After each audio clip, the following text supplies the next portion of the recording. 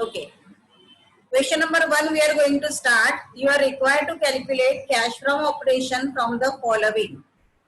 Here we have given profit and loss account statement. Remember that for calculation for cash from operation, profit loss account is the most important thing. Now we are going to start with that. ऊपर heading आएगा statement showing cash from operations. Then make 3 columns. Particulars, amount rupees, amount rupees. Draw this column like on your notebook.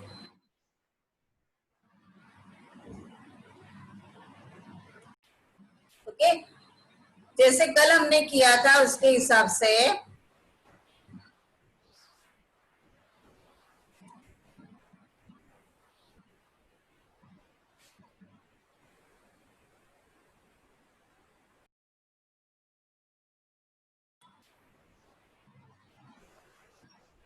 okay, let us start with the first point, that is our net profit. Our starting point will be net profit. Here only 1 year statement is given, so whatever net profit given is your starting point. So here we have to write net profit as per profit and loss account. What is net profit as per profit and loss account? Here we have given the amount rupees 2 lakhs. उसके नीचे आपको लिखना है add. अभी add क्या करना है देखो, compare the trading profit loss account debit side, उसमें से जो भी नॉन ऑपरेटिंग और नॉन कैश एक्सपेंसेस है उसको हम लोग को ऐड करना है. Start with the purchases. Purchases day to day operations का खर्चा है तो वो हमें यहाँ पे कंसिडर करना है, तो यहाँ पे ऐड नहीं होगा, it is operating expenses. Then wages is also operating expenses. Then salaries is also operating, day to day business transaction का है. Rent is also operating. Depreciation में actual cash नहीं जाता है, तो depreciation is non operating as well as depreciation is non cash also. Depreciation की वजह से हमारे पास से कोई भी cash नहीं जाएगा, तो here we have to add first, we have to write depreciation. So what is the amount of depreciation? Depreciation का amount कितना दिया है अपने को? 2 lakhs. Okay. Again add में next to add number 2 क्या आएगा देखो, मैं रिपीट कर रही हूँ depreciation का statement. डेप्रीसिएशन की वजह से हमारे पास से कोई भी कैश नहीं जा रही है और ये हम लोग फिक्स एसेट पे चार्ज करेंगे, इसलिए यहाँ पे से हमें उसको निकालना है तो हमारा नेट प्रॉफिट बढ़ेगा. That's why we are going to add the depreciation. Same way goodwill written off जब हम लोग करते हैं तो हमारे पास से कोई भी कैश बाहर नहीं जाएगा, इसलिए it's a non cash item और उसके वजह से हमारा फंड्स कम नहीं हो रहा है, इसलिए हम लोग उसको भी ऐड करेंगे. कैंसिल करना है यहाँ से, तो हमारा नेट प्रॉफिट बढ़ेगा. गुडविल रिटर्न ऑफ कितना अमाउंट है गुडविल रिटर्न ऑफ का? 1 लाख. Okay fine. सो ये हो गया आपका एक्सपेंसेस साइड. ये सभी आइटम्स कवर हो गए, मैं रिपीट कर रही हूँ. परचेसेस, वेजेस, सैलरी, रेंट, ये सैलरी रेंट ये सभी ऑपरेटिंग एक्सपेंसेस है, तो उनको हमें नहीं निकालना है, तो उसे हम लोग ये टेबल में नहीं लेंगे. Whereas depreciation and goodwill written of ये बोथ आपको यहाँ पे लेना है, क्योंकि ये नॉन कैश आइटम्स है. नॉन कैश आइटम्स मतलब क्या? जो जिसके वजह से कैश हमारे पास से बाहर नहीं जा रही है. Now make the total of these 3 and right here 2 lakh plus 1 lakh, it will become 3 lakhs. Make the total of these, total will be 5 lakhs.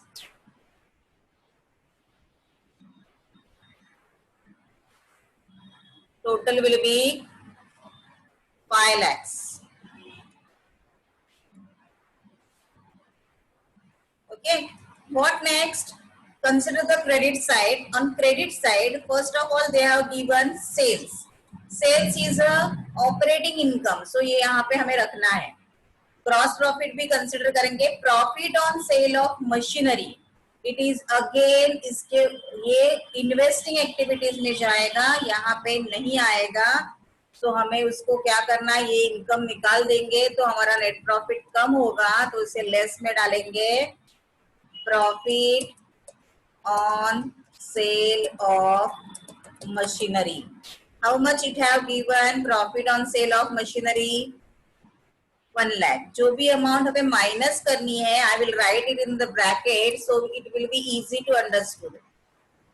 Okay, so हमने ये लेस किया तो कितना बचेगा? देखो अभी हमारे पास 5 lakh minus 1 lakh, so the remaining amount will be 4 lakhs, and this will be our cash from operation. Cash from operations. Okay, I am repeating this statement. इतना छोटा सम आपको एग्जाम में कभी नहीं आएगा. It is for your practice.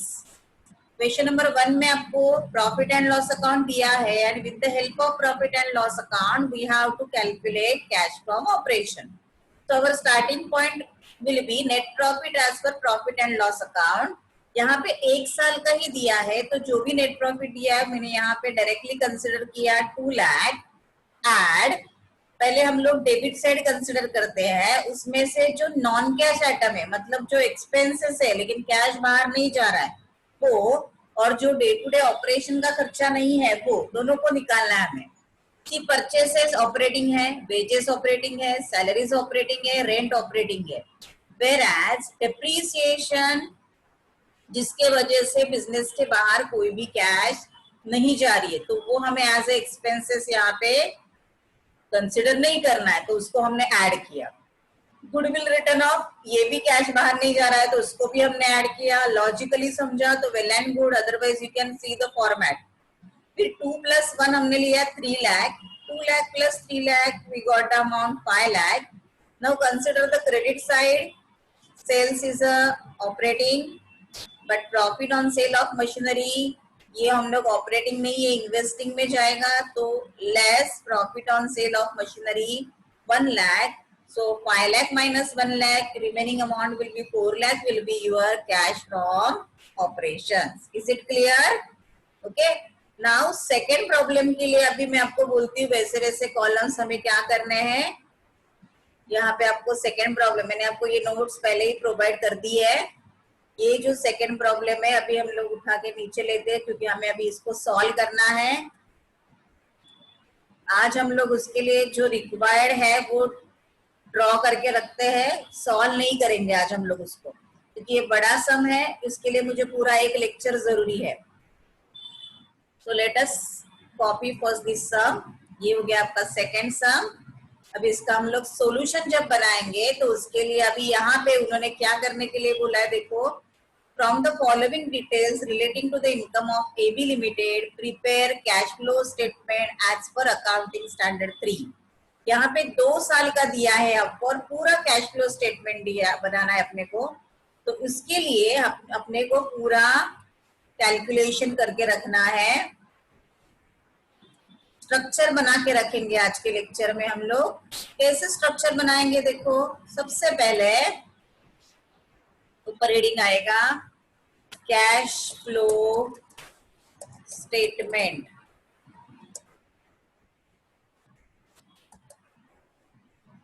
उसके बाद नीचे हमें टेबल डालना है. टेबल, उसमें आपको कॉलम्स ड्रॉ करके रखने हैं.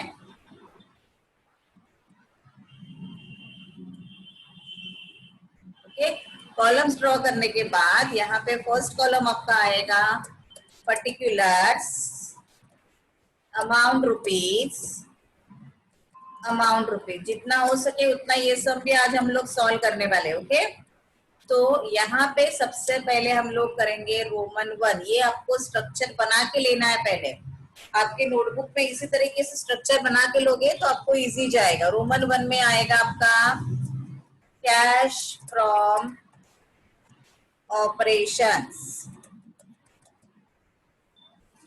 Okay, Roman 1 will be your cash from operations. और फिर आपको यहाँ पे बहुत सारे लाइंस छोड़ने हैं for the purpose of calculation. Cash from operations के लिए आपको बहुत ज्यादा जगह की जरूरत है, क्योंकि यहाँ पे कैलकुलेशन पार्ट ज्यादा रहेगा। आपके नोटबुक में अप्रोक्सीमेटली 3/4 पेज। ओके, अगर आपको नहीं समझता है पूरा एक पेज छोड़ोगे तो भी चलेगा। देन रोमन 2 आपका जाएगा cash from investing, cash from investing activities. Okay, फिर हाफ पेज आपको लगेगा इसके लिए, इन्वेस्टिंग एक्टिविटीज के लिए half page is more than enough. And फिर थर्ड आपका आएगा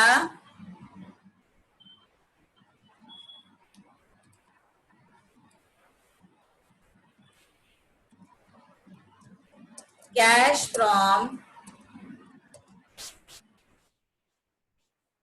फाइनेंसिंग एक्टिविटीज। फाइन, देखो हमने कैसे ड्रॉ किया है और इसके लिए हाफ पेज आपका जाएगा। Okay, cash flow statement Roman 1 हमने डाला है, जिसके लिए अप्रोक्सीमेटली 3/4 पेज और 1 पेज आपको छोड़ना है cash from operation. Roman 2 is cash from investing activities and Roman 3 is cash from financing activities। ये आपको हाफ पेज इसके लिए बस होगा। अब ये 2 पेज छोड़ के आपको थर्ड पेज पे वर्किंग नोट के लिए ड्रॉ करना है। ये सब आपको आज ड्रॉ करके रखना है। वर्किंग नोट में आपको क्या करना है, सबसे पहले आपको ड्रॉ करना है जिसके ऊपर एडजस्टमेंट दिया है। कौन किसके ऊपर एडजस्टमेंट दिया है, एक तो दिया आपको मशीनरी अकाउंट। तो मशीनरी अकाउंट के लिए आपको कॉलम ड्रॉ करने हैं, 4 कॉलम ड्रॉ होंगे। This will be your working note. Particulars, amount rupees, particulars, amount rupees. Okay, ये मशीनरी के लिए आपको 4-5 lines are more than enough, इतना आपको ड्रॉ करना है। इसके बाद आपको कैलकुलेट सबसे पहले करना है प्रॉफिट, कैलकुलेशन ऑफ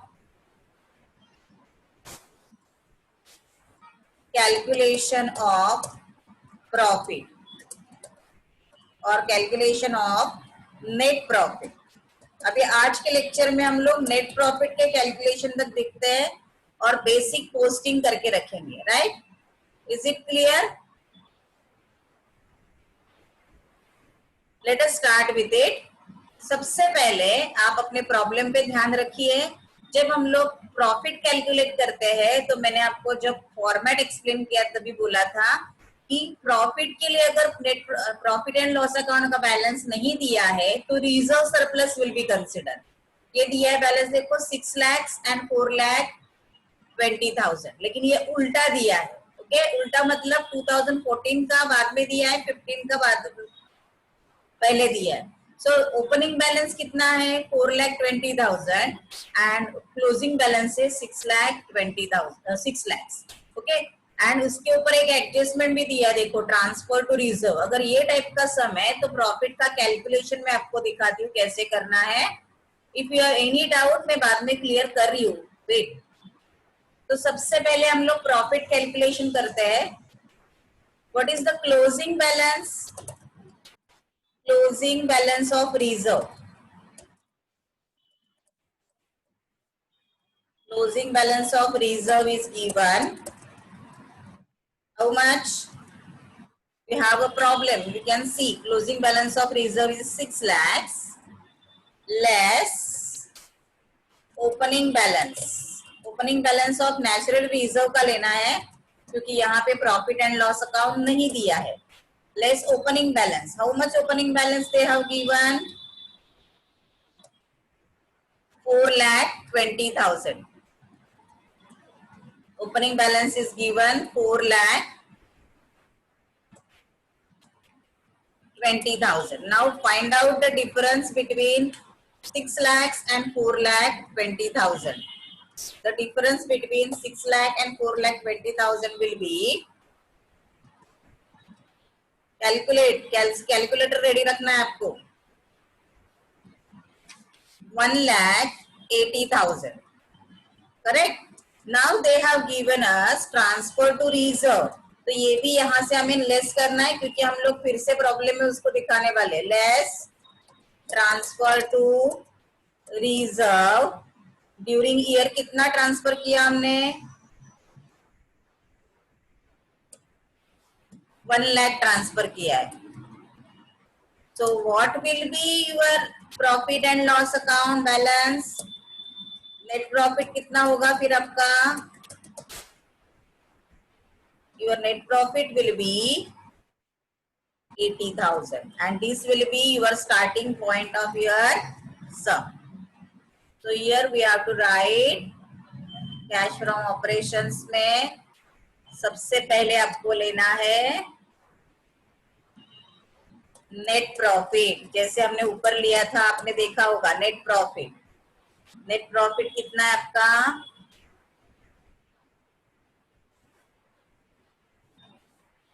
80,000 हमने अभी कैलकुलेट किया. ओके, इतने तक आपको आज ड्रॉ करके रखना है.